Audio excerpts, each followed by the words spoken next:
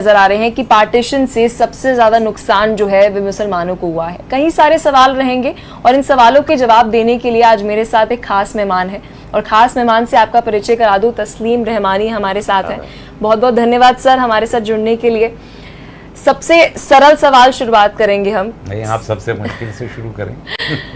देश के अंदर जो मौजूदा स्थिति है उसको आप किस तरीके से देखते हैं? बेचैनी है, इस्तराब है, बदअमनी है, खदशा है, खौफ है, मुस्तकबिल को लेके गैर यकीनी है और तब्दीली की एक ख्वाहिश है। ये हैं इस वक्त मुल्क के हालात। तो जब आप तब्दीली की बात कर रहे हैं कि एक ख्वाहिश है तब्दीली को लेकर, किस तरीके की तब्दीली? क्या बेहतरी के लिए और किस समाज की बेहतरी के लिए? देश हमेशा बेहतरी के लिए ही तब्दीली चाहता है और जब कोई मुल्क जिसे हम कौम भी कहते हैं उसमें इस्तराब मौजूद हो, कशमकश मौजूद हो, तो वो पूरा मुल्क एज ए होल एक ऐसी तब्दीली चाहता है जहाँ अमन हो और जहाँ बका हो और जहाँ सबको बराबरी के इख्तियारात हों, जहाँ तरक्की हो, रोटी रोज़ी, कपड़ा, मकान, अमन और इंसाफ, ये चीज़ें मिले। हमने मुल्क में आज़ादी की जो जंग लड़ी पूरे मुल्क ने, वो किस लिए लड़ी? अंग्रेज़ भी हाकिम ही थे, तो वो भी हुकूमत कर रहे थे। उन्होंने भी एक पार्लियामेंट के ज़रिए यहाँ हुकूमत की। उस पार्लियामेंट में उन्होंने बहुत से इंडियंस को भी शरीक किया, उन्होंने इलेक्शंस भी करवाए। इसके बावजूद देश नहीं चाहता था कि अंग्रेज़ यहाँ पर रहें। उनके ख़िलाफ़ जद्दोजहद की, हर तरह से जद्दोजहद की और हमने उनको एक तब्दीली चाहिए और वो तब्दीली हमने अचीव की।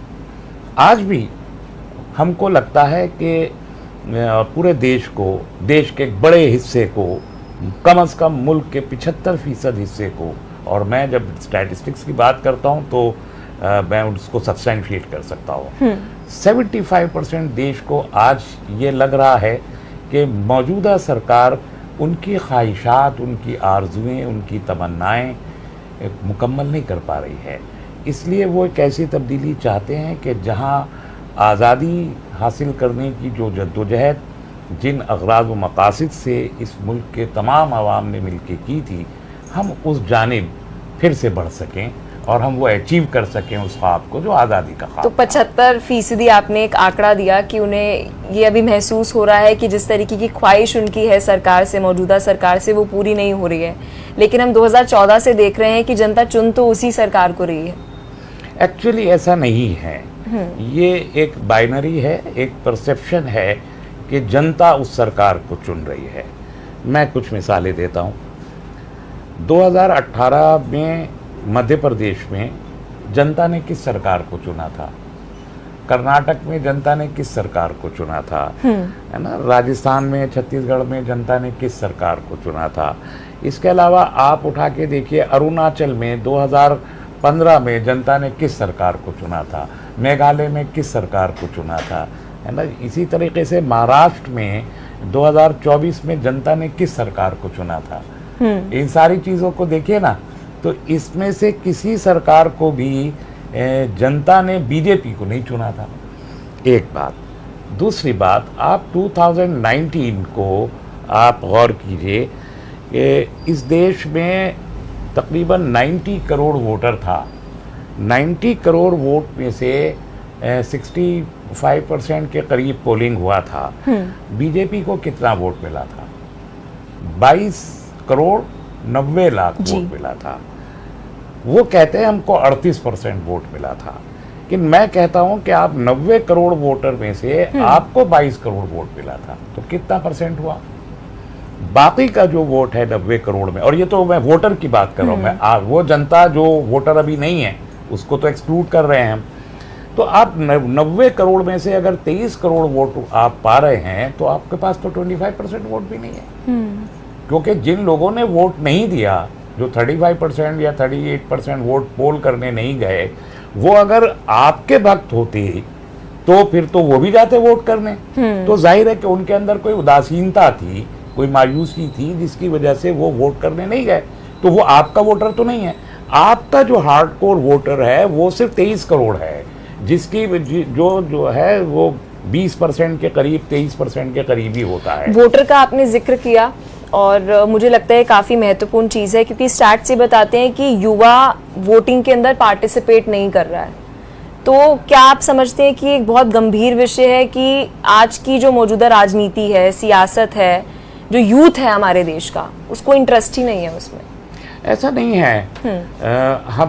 हमारा जो 18 प्लस का फर्स्ट टाइम वोटर होता है वो वोट करने जाता है, ऐसा नहीं है। ये जो जब आप इलेक्शन के बाद के हम स्टैटिस्टिक्स पढ़ते हैं तो उसमें वो रिपरकशन उसके वो दिखाई देते हैं, उसका अक्स दिखाई देता है, वो वोट करता है।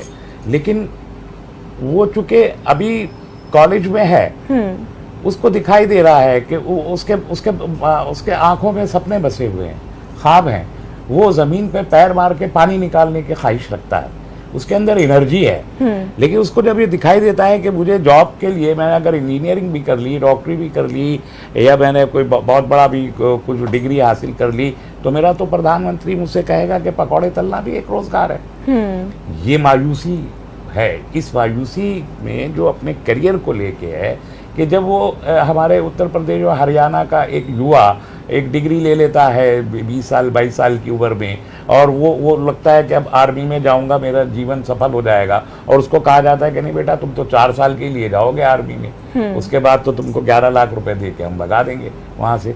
तो फिर उसको गुस्सा आता है, क्योंकि उनके जीवन शैली में, उनके घर में ज़मीन है, वो उस ज़मीन से अपने रोज़ की रोटी चलाते हैं, और जो तनख्वाह है उस फौजी की या उस पैरामिलिट्री की, वो उनकी सेविंग होती है। तो अब आप उनकी सेविंग को खत्म कर रहे हैं। आर्टिकल 370 का आपने जिक्र किया। महबूबा मुफ्ती कहती हैं कि जब वाजपेयी जी केंद्र में बैठे हुए थे, उस वक्त जम्मू कश्मीर ने गोल्डन पीरियड देखा था, और इसी वजह से उन्होंने एक अलायंस करी थी, जो अलायंस अब नहीं रही बीजेपी के साथ। देखिए, वो महबूबा मुफ्ती की गलती थी कि उन्होंने वो अलायंस किया था। या तो महबूबा मुफ्ती ये बात समझती नहीं है कि बीजेपी, जिसकी मेंटर आरएसएस है, वो एक आइडियोलॉजी को परसू कर रही है जो विजिबली एंड हिस्टोरिकली तो 100 इयर्स की है आइडियोलॉजी, लेकिन प्रैक्टिकली एंड इनविजिबली 250 साल की आइडियोलॉजी है। हिंदुत्व 250 साल की आइडियोलॉजी है। मैं एग्जैक्टली कहता हूं कि 1750 में 1757 में सिराजुद्दौला को बंगाल में शिकस्त देने के बाद से हिंदुत्व की आइडियोलॉजी इस मुल्क में शुरू हो चुकी थी, और उसके पहले सूत्रधार राजा राम मोहन राय थे। और मैं इसमें बहुत तफसील से घंटों बात कर सकता हूं। लेकिन महबूबा मुफ्ती जी ने इस बात को क्यों नहीं समझा कि इस पूरी की पूरी आइडियोलॉजी एक आइडियोलॉजी है। एक मतलब उन्होंने ये शायद समझ लिया हो कि चौधरी फजले हक और हिंदू महासभा की सरकार अगर बंगाल में चल सकती है तो कश्मीर में महबूबा मुफ्ती की और तो क्या जनता को भ्रमित करने के लिए ऐसा बयान दिया गया? क्योंकि मुझे अच्छे से याद है बीजेपी ने अपने मैनिफेस्टो के अंदर चुनाव से पहले ही लिखा था कि उनकी सरकार बनेगी तो वो 370 हटाएंगे, और उसके बाद अलायंस होते हुए नजर आई। ऐसा तो नहीं था कि बीजेपी छिपा रही थी, उन्होंने अपनी मंशा पहले ही सामने रखी थी।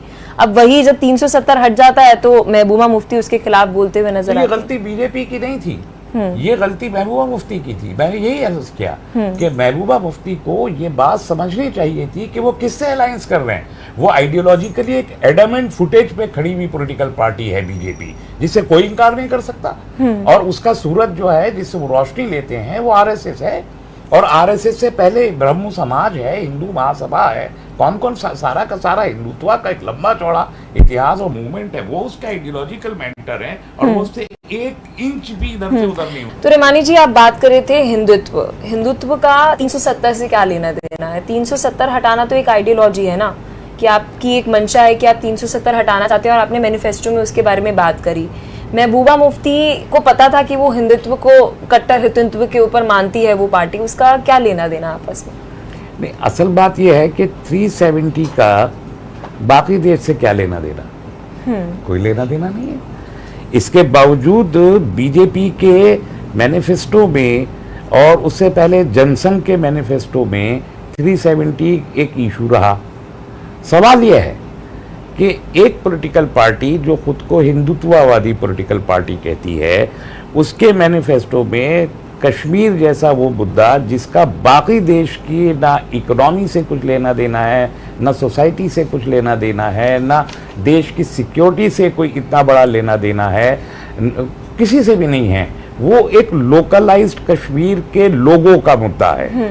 इसी तरीके से जैसे कि मिजोरम के लिए 371 मिजोरम के लोगों का मुद्दा है, मणिपुर के लोगों का मुद्दा है, नागालैंड के लोगों का मुद्दा है, इसलिए कि उनकी एक एथनिक आइडेंटिटी है, उनकी एक कल्चरल आइडेंटिटी है, उनकी एक लिंग्विस्टिक आइडेंटिटी है, उनकी एक रिलीजियस आइडेंटिटी है, जिसे प्रिजर्व करने और एश्योर करने का काम कॉन्स्टिट्यूशन ऑफ इंडिया करता है। ठीक है, 370 की हम बात कर रहे हैं और हाल ही में दिल्ली के अंदर एक अध्यादेश जो है वह केंद्र द्वारा लेकर आया गया है, तो वहाँ पर उमर अब्दुल्ला बैठे हुए हैं और उन्होंने ये बात कही है कि सीएम अरविंद केजरीवाल सपोर्ट करते हुए नजर आए थे जब 370 हटा था, और अब जब वही ऐसा ही कुछ होते हुए दिल्ली के अंदर नजर आया है तो वे सपोर्ट मांग रहे हैं। वो किसी का एक विसरा है कि दिया रंज बुतों ने तो खुदा याद आया। 370 और किसान मूवमेंट पे अरविंद केजरीवाल का रोल बहुत ही ड्यूबियस रहा है। एक बात मैंने हमेशा कहता हूं, अभी कुछ दिन पहले कश्मीर कन्क्लेव हुआ दिल्ली में, बहुत सारे कश्मीर के बड़े लीडर्स थे। लोकसभा में भारतीय जनता पार्टी की मेजॉरिटी है, इसमें कोई दो राय नहीं है, कोई बिल भी चाहे वो वहां पास करा सकते हैं, लेकिन राज्यसभा में भारतीय जनता पार्टी ही नहीं, पूरे एनडीए की मेजॉरिटी नहीं है। तो फिर कश्मीर कैसे पास हुआ, फिर किसानों का बिल कैसे पास हुआ, फिर ट्रिपल तलाक का बिल कैसे पास हुआ? ये सवाल पूछा जाना चाहिए उन अपॉर्चुनिस्ट पॉलिटिकल पार्टी से जो एक वक्त में इधर होती हैं और दूसरे वक्त में उधर होती हैं और जिनका कोई आइडियोलॉजिकल बैकग्राउंड नहीं है।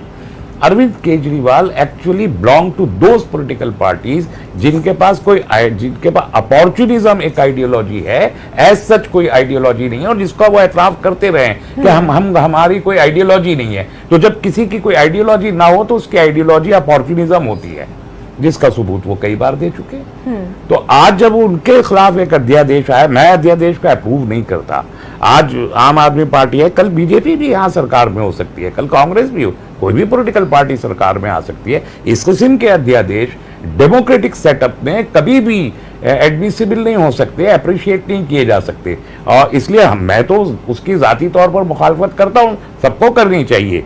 लेकिन केजरीवाल साहब को भी सोचना चाहिए कि जब कश्मीर के लोग 370 को अपने लिए जिंदगी और मौत का सवाल समझते थे, जब वो ये समझते थे कि एक पुल है भारत और कश्मीर के बीच में, जब वो 35A को अपनी कल्चरल, लिंग्विस्टिक और रिलीजियस आइडेंटिटी का मतलब समझते, तब आप उनके खिलाफ क्यों खड़े हुए थे? ये सवाल करना बिल्कुल मुनासिब है। 370 हटने के बाद ये चीज बोली गई है सरकार द्वारा कि वहां पर डेवलपमेंट हुई है, और एक जो बीच में एक ब्लॉक था, एक जो वैक्यूम था वो खत्म हुआ है, और जब 370 हटाया गया तो वहां पर और ज्यादा डेवलपमेंट करने की कोशिश करी, अमन शांति फिर से बहाल की गई है। सरकार इस मामले में झूठ बोलती है, इसलिए झूठ बोलती है कि ये सरकार फोटो फिनिश की सरकार है।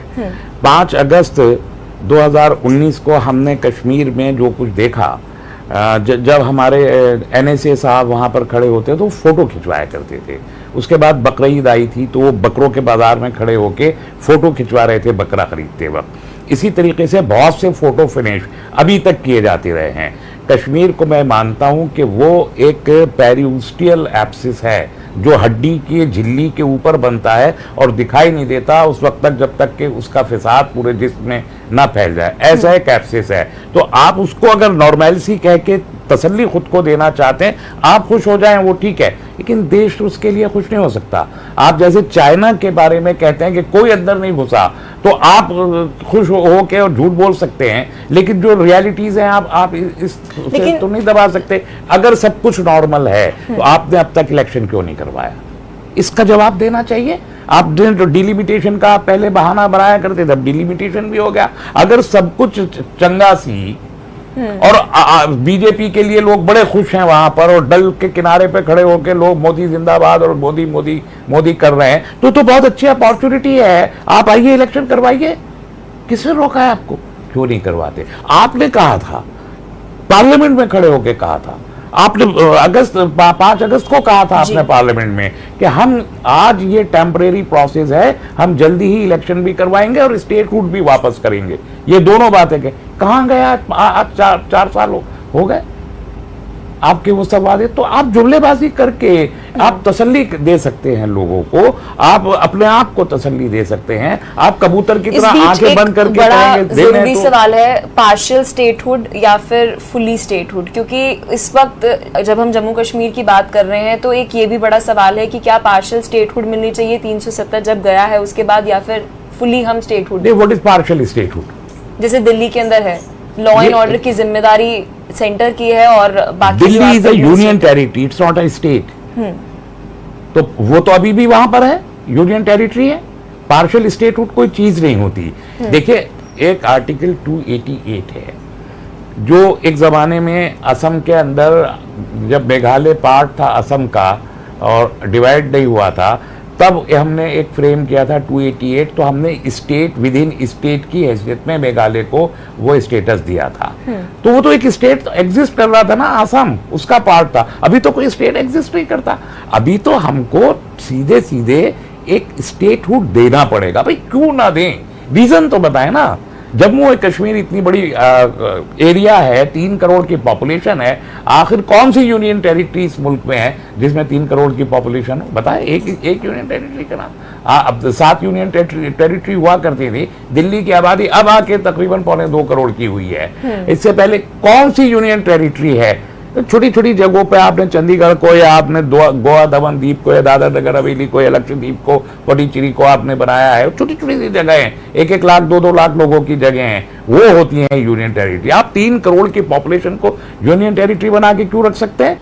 इस बीच जब एक और बयान दिया गया उनके द्वारा कि देश के अंदर जो मुस्लिम है उनको पराया महसूस कराया जाता है, क्या ये असलियत है? क्योंकि अगर कोई योजना आई है, पीएम आवास योजना की बात करूं या किसी भी योजना की बात करूं, तो क्या ऐसा है कि वो मुस्लिम को नहीं मिल रही है और केवल किसी हिंदू को मिल रही है? क्योंकि योजना है वो तो सबको मिल रही है। देखिए, योजना कब ऐसा होता है? क्या ये मुमकिन है भारत में और भारत जैसे कॉन्स्टिट्यूशन में कि भारत की सरकार कोई योजना बनाए और उस योजना पे कहे कि साहब ये योजना जो है ये हिंदुओं के लिए होगी और मुसलमानों के लिए नहीं होगी?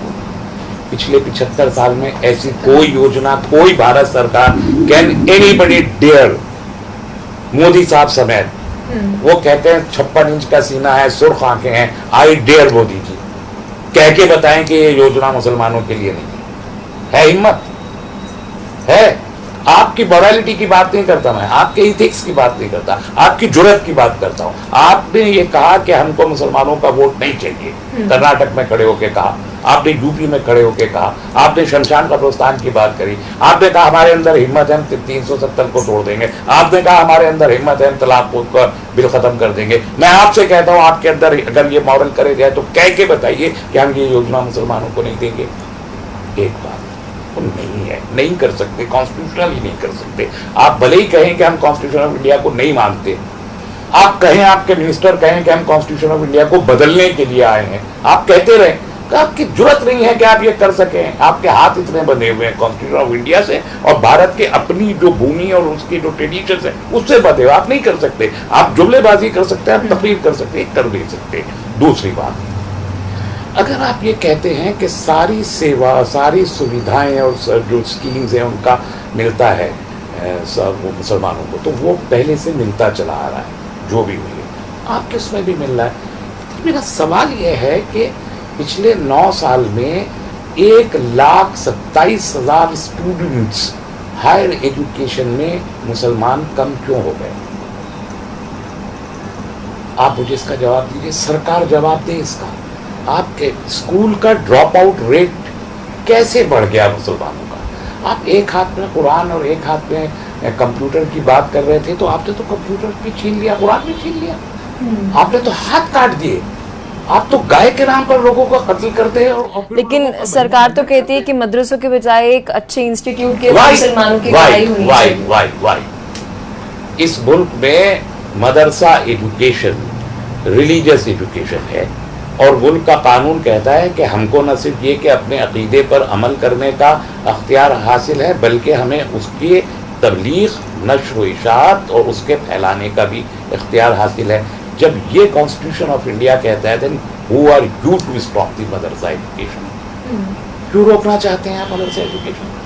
आप कहते हैं जिहाद ही सिखाया जाता है। आपको मालूम है जिहाद किसे कहते हैं? जानते नहीं आप जिहाद, आपने पढ़ा ही नहीं है कुरान को। आपने बगैर पढ़े, आपने दूसरों की सुनी सुनाई बातों को लेकर आप एक प्रोपेगेंडा मशीनरी है, प्रोपेगेंडा फैलाते हैं आपसे। तो ये जो अनऑर्गेनाइज्ड बोला जा रहा है कि मदरसे हैं उनको बंद किया जाए, और कई सारे ऐसे कारण दिए जा रहे हैं, और एक दूसरी तरफ हम संविधान की बात कर रहे हैं जो हमें एक राइट दे रहा है कि आप अपने हिसाब से रिलीजियस एजुकेशन इंस्टीट्यूट बना सकते हैं। तो हम कोर्ट के पास क्यों नहीं जा रहे, हम न्यायालय के पास क्यों नहीं जा रहे?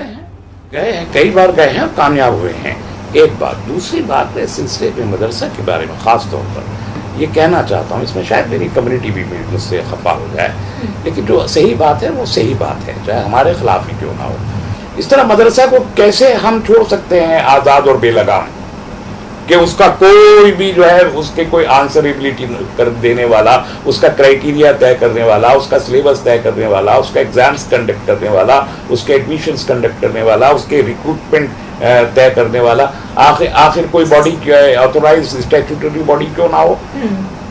वो बनाना सरकार की जिम्मेदारी है, वो सरकार को बनाने चाहिए, और उसकी अकाउंटेबिलिटी मदरसों की सरकार को रखने का पूरा हक है। तो आप मानते हैं कि मुस्लिमों को पराया महसूस नहीं कराया जा रहा? क्योंकि जब राहुल गांधी जाते हैं, भारत जोड़ा यात्रा करते हैं, और वो कहते हैं कि मैं जमीन पर उतरा और मैंने देखा कि नफरतें नहीं है, मोहब्बत है, तो जमीनी स्तर पर मोहब्बत है ना, तो फिर क्यों मुस्लिम पराया महसूस कर रहे हैं? ये एक बहुत बड़ा सवाल है, क्योंकि वो हमारे समाज का हिस्सा है, वो भारत का हिस्सा है। वो 25% लोग कोशिश करते हैं ना, उन 25% में से जो वोकल हैं 25% में, वो 1-2% लोग हैं, वो कोशिश करते हैं, वो बाइनरी क्रिएट करते हैं, वो एक माहौल पैदा करके दिखाते हैं। वरना मैंने कहा कि 75% लोग तो 200 साल की 250 साल की इस आइडियोलॉजी को आज तक उन्होंने कबूल नहीं किया।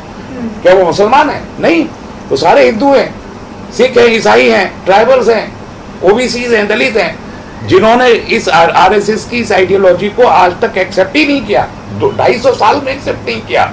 तो इसलिए पराया महसूस कर, जबरदस्ती पराया महसूस करवाने की कोशिश, ये जो भारतीय जनता पार्टी कहती है कि हमारे 11 करोड़ हमारे मेंबर्स हैं, अरे भैया 22 करोड़ कुल वोट है आपके पास, झूठ बोलते हैं आप। मुझे आप स्टैटिस्टिक्स दीजिए, स्टेट वाइज, डिस्ट्रिक्ट वाइज दीजिए जरा, कहाँ 11 करोड़ है? झूठ बोलते हैं आपके, आपके पास 11 करोड़ मेंबर नहीं है। मैं चैलेंज कर रहा हूं कि मुझे बताएं 11 करोड़ कहाँ मेंबर है आपके? 11 करोड़ मेंबर, आपके पार्टी के मेंबर 11 करोड़ हो तो वोट 22 करोड़ ही मिलेगा आपको। तो इतने इम्पोर्टेंट है आपके मेंबर्स कि एक आदमी एक ही वोट डलवा रहा है। एक बाइनरी क्रिएट करते हैं, और ये लोग हैं जो पराया महसूस करवाने की नाकाम कोशिश करते हैं। हम तो नहीं महसूस करते अपने आप को पराया। आप बैठिए मेरे साथ, पलक श्रीवास्तव, पलक सहगल, मुझे तो आप पराई नहीं लगती, मुझे तो मेरी बहन लगती हो। कोई अगर तुम्हें अभी बाहर निकलते हुए जरा सी चोट पहुंचाने की कोशिश करे, मेरा फोन कॉल का मारूंगा पकड़ के उसको, तो मुझे तो पराई तो भी नहीं लगती हो। ये जितने हमारे कैमरामैन बैठे हैं, मुझे तो पराया नहीं लगते। क्या आपको मैं पराया लगता हूँ किसी तरह से भी?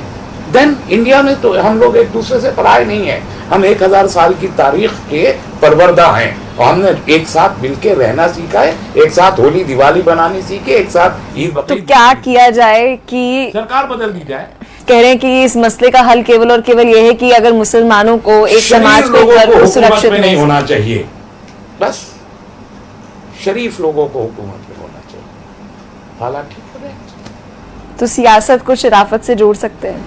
सियासत हमेशा शरीफाना होती है, जो शरीफाना ना हो वो सियासत नहीं हो सकती, गुंडागर्दी होती है। सियासत का मतलब है, पॉलिटिक्स के डेफिनेशन जो अरस्तु ने दी थी क्या थी?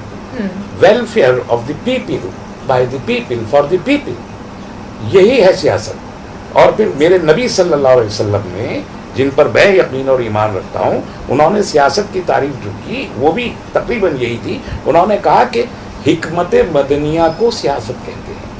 हिकमत मदनिया का मतलब होता है civil strategies, civic strategies rather. तो जो शरीफ ना हो वो सियासत हो ही नहीं सकती। जो शरीर हो, बदमाश हो, वो गुंडागर्दी का निजाम राइज करना चाहता है, वेलफेयर स्टेट नहीं बनाना चाहता। इसलिए शरीफ लोगों को सियासत में होना चाहिए। चलिए तस्लीम नहमानी जी, बहुत बहुत शुक्रिया अपना कीमती समय हमें देने के लिए और विस्तार से कहीं सारे मुद्दों के ऊपर बात करने के लिए। तो आज काफी विस्तार से चर्चा की हमने, बहुत सारे ऐसे मुद्दों पर, कहीं सारे मुद्दे छूट भी गए, लेकिन करते रहेंगे विस्तार से इन सभी मुद्दों के ऊपर चर्चा। देखते रहिए JK 24/7 न्यूज।